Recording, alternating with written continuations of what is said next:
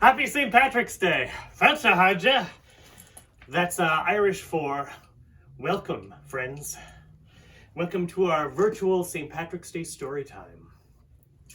Our first virtual story time. We'll be posting these virtual story times every Tuesday morning for the remainder of the library closure, all throughout the coronavirus situation. So I hope that you'll be tuning in. So St. Patrick's Day is a day to celebrate Irish culture. Irish culture, customs, traditions, music, and stories. So we're going to be sharing some music and some stories, at least with you. You're probably wondering what I'm wearing. This is called a kilt. And they're worn over in Scotland and a little bit in Ireland as well. Pipe bands over in Ireland also wear kilts. And what I'm playing is the Scottish small pipes. So this is a traditional instrument of Ireland and Scotland. And I just played you a couple of Irish jigs. Now I'm going to share with you a couple of stories. Let me just put down my small pipes here.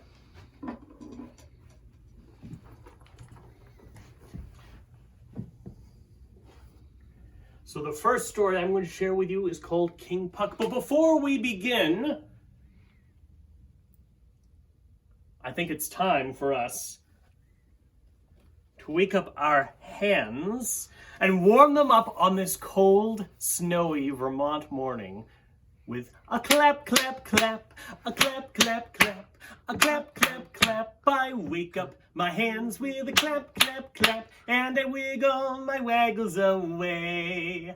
I wake up my feet with a stomp, stomp, stomp, a stomp, stomp, stomp, a stomp, stomp, stomp. I wake up my feet with a stomp, stomp, stomp, and I wiggle my waggles away.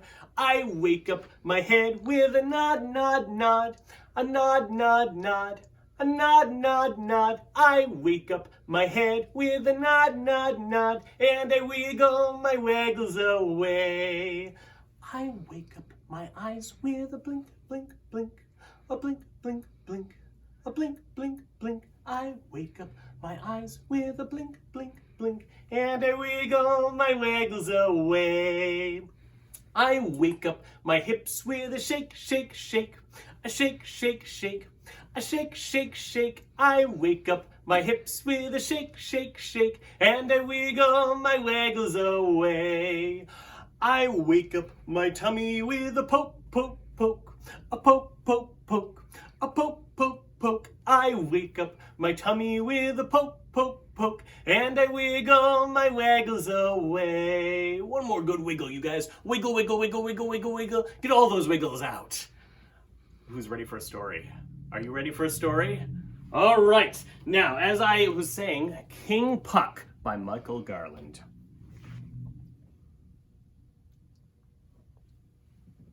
And you'll soon see why this is one of my favorite St. Patrick's Day stories.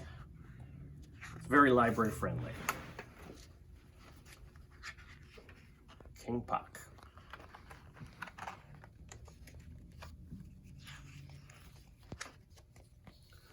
"Ah, Finny," Seamus said to his goat, "we're so lucky.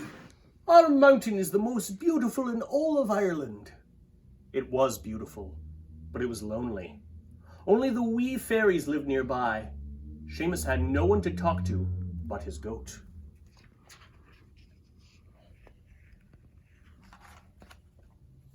At night, Seamus liked to read the stories of Finn McCool. The goat loved when the hero giant tasted the magic salmon and gained the gift of wisdom. Finny wanted to be wise too. "These stories are a joy, but wouldn't some new books be wonderful?" Seamus asked. Then he sighed, wishing for an answer.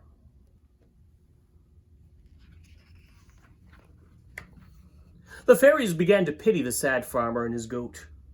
One night, while Seamus was asleep, they cast a spell. I wonder what the spell is going to do. The next morning, Seamus got the shock of his life. When he said, "Good morning," to Finny, the goat said, "Good morning," right back. Then Finny said, I'm famished. What a lovely day it is. The river is up. I wonder if the trout are biting. What would you do if your pet spoke to you? How did you learn how to speak? Seamus asked. I don't know, replied Finny. Perhaps I learned from you. Seamus was happy, but the fairies weren't finished with their plan.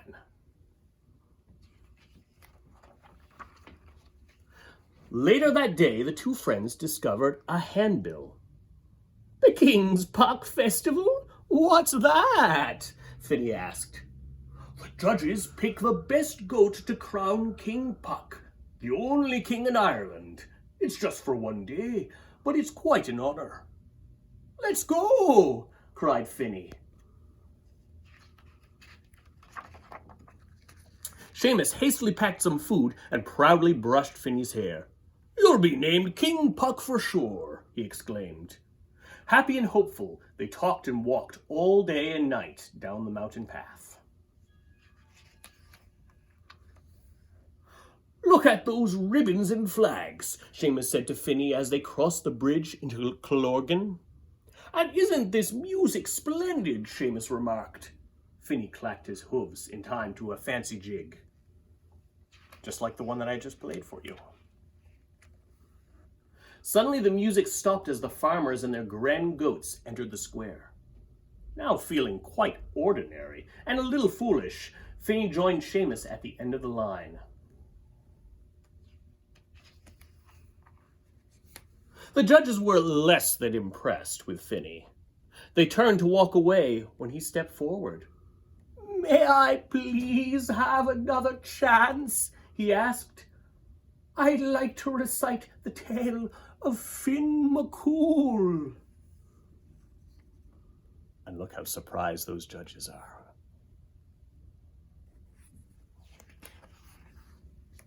The people of Killorglin had heard the story before, but never told by a goat. When Finny completed the tale, the crowd went wild. The judges had no choice. They picked Finny to be King Puck. With great fanfare, Finny and Seamus led a parade through the narrow streets of town. The crowd cheered as the mayor of Killorglin placed a gold crown on Finny's head. I name thee King Puck, the only king in Ireland, he proclaimed. King Puck, as mayor, it is my pleasure to grant you one wish. What will it be? Gold? Silver? A mountain of hay? What do you think he's going to wish for? Finny glanced at Seamus. He knew what they wanted most. Can you guess? Books, he said. We'd like nothing more than books. The crowd cheered, and Finny felt as wise as Finn McCool. Seamus and Finny never wanted for another book or better company. Once a week, Miss Margaret Mary Carney, the librarian from Killorglin, drove up the steep mountain with a fresh bag of books. King Puck got his wish, and the fairies were happy too.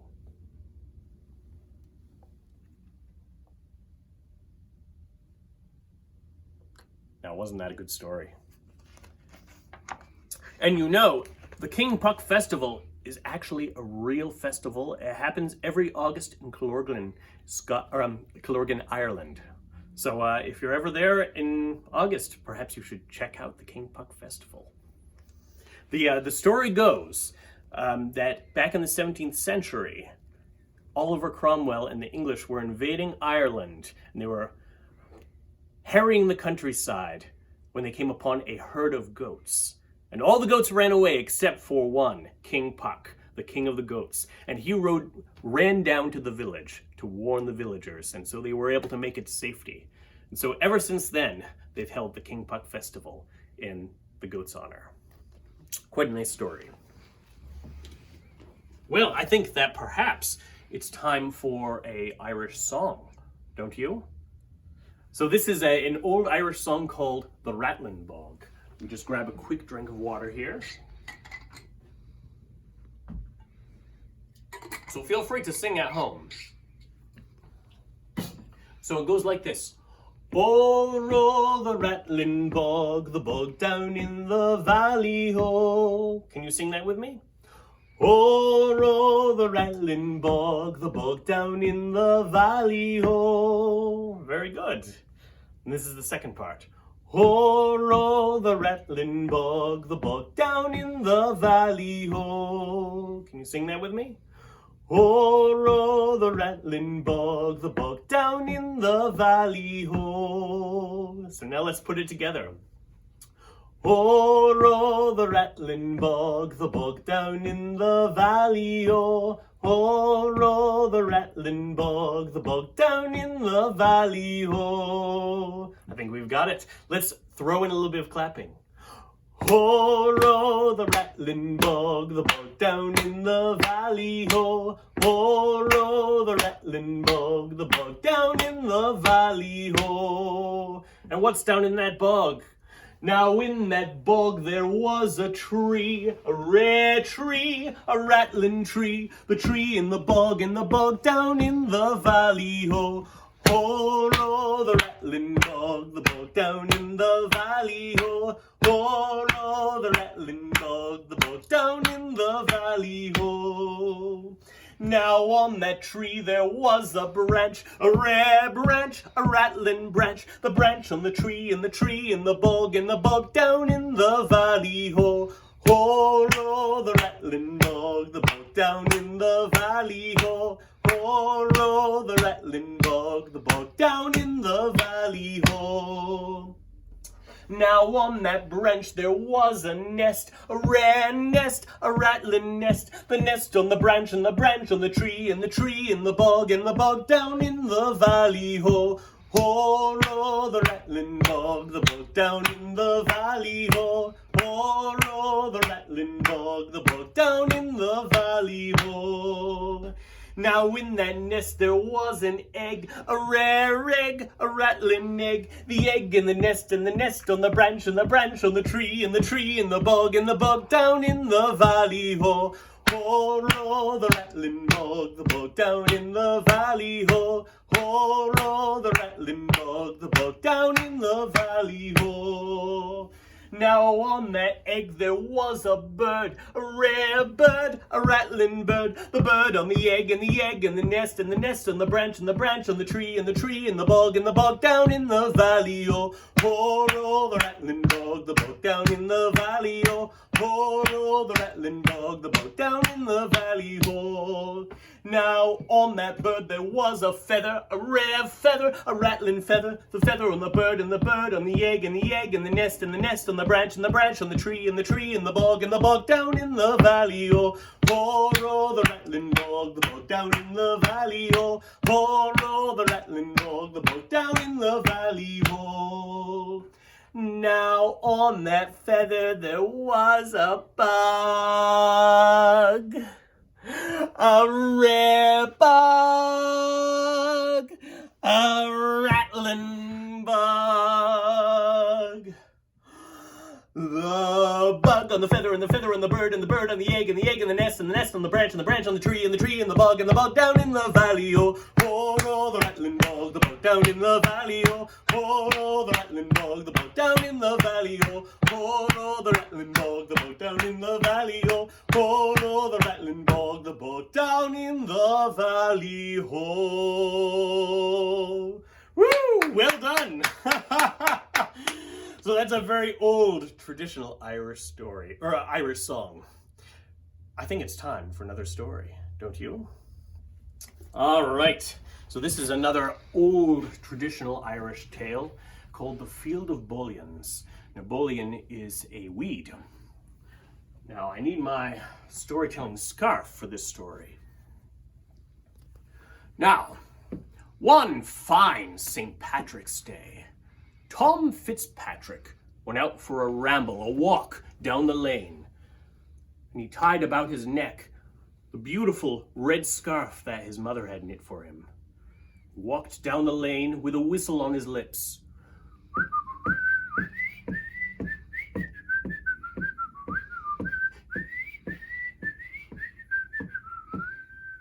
It was a beautiful St. Patrick's Day. The sun was shining, the birds were singing in the trees. Suddenly, Tom heard a tap, tap, tap, tapping sound. He listened carefully. It was coming from over the hedge next to the road. He crept over to the hedge and peered over, and what did he see? But a wee man, only about a foot tall. He had a wee hammer, and he was hammering away at a little tiny shoe. "The saints preserve us," said Tom. "It's a leprechaun." Tom knew just what to do. He crept up carefully, and he grabbed the little man. "Let me go! Let me go! Let me go!" cried the leprechaun. "Not on your life," said Tom Fitzpatrick. "Not until you give me your crock of gold." Now, everyone in Ireland knows that leprechauns make dancing shoes for the fairies, who pay for them with gold. And everyone knows that if you capture a leprechaun, they'll pay for their freedom with their crock of gold. But you must never take your eyes off the leprechaun. They're very mischievous and tricky fellows. They will disappear in the blink of an eye. So Tom, he fixed that leprechaun with a steely glare. But the leprechaun said, "Tom Fitzpatrick, young man, while you've been muddling about with me, if you could only see what's happening behind you. The cows have broken out of their field and they're gotten into your father's corn. They're in your father's corn." Well, Tom almost turned and looked, but then he realized that the leprechaun was trying to trick him. So he stared at the leprechaun and he squeezed him and he said, "I'll not let you go till you give me your crock of gold." "Very well, young man," said the leprechaun. "Since I see you are a clever fellow, I'll show you where the gold is buried." So the leprechaun took him over hills and down into dells. And at the bottom of the dell, they jumped over a stream, ended up in a muddy field, and went up the hill again. And there at the top of the hill, they found a great field filled with bullions, weeds. There were hundreds of weeds, thousands of weeds, and they all looked exactly the same. Every one exactly like the other. "Under that one," said the leprechaun, "under that weed, my treasure is buried." Tom suddenly realized he didn't have a spade to dig up the gold. He thought for a moment, and then Tom had a brilliant idea. He took the red scarf from around his neck and he tied it about the bullion, the weed. And then he turned to the leprechaun. "Now, leprechaun, I want you to promise not to move this scarf from this weed." "All right," said the leprechaun, "I promise. Anything else?" Tom thought for a moment. "I want you to promise not to dig up the treasure and hide it somewhere else." "All right," said the leprechaun, "I promise. Anything else?" Tom thought for a moment. He said, "I want you to promise not to dig up the weed or move it or touch it in any way." The leprechaun said, "All right, I promise. Anything else?" Tom couldn't think of anything else. "Am I free to go then?" asked the leprechaun. "Aye, you're free to go," said Tom. "Very well," said the leprechaun as Tom set him on the ground. "I wish you all the good that you can make of what you find." And with that, the leprechaun scampered away. Well, Tom ran back to his house to get his spade, and he came running back to the field of weeds. But lo and behold, what did he find? Well, as far as he knew, the leprechaun had kept his promise. Leprechauns usually do. As far as he knew, the scarf was still tied about the weed. As far as he knew, the treasure was still buried underneath the weed. As far as he knew, the weed was still standing over the treasure. But lo and behold, every single weed in that field had a red scarf tied about it, exactly like Tom Fitzpatrick's scarf. There were hundreds, thousands of weeds with red scarves exactly like his. Well, Tom started digging.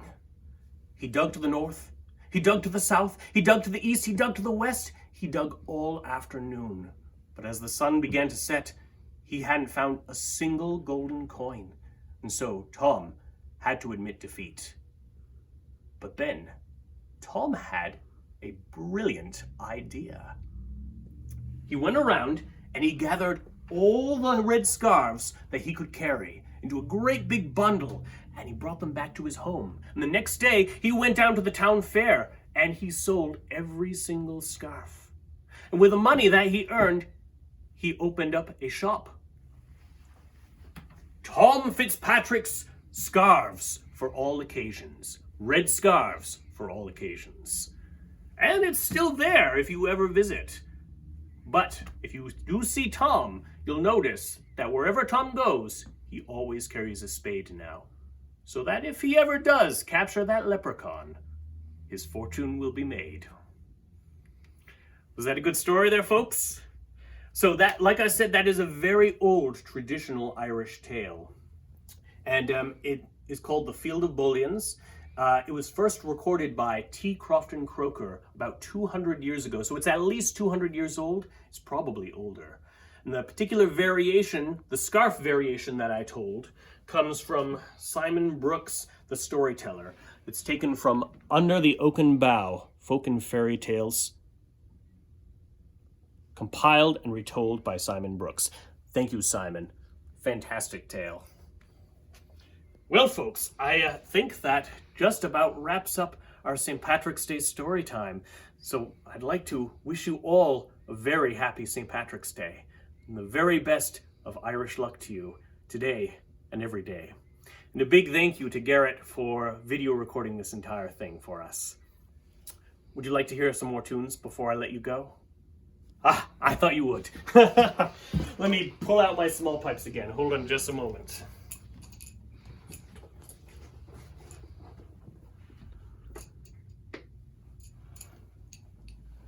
All right.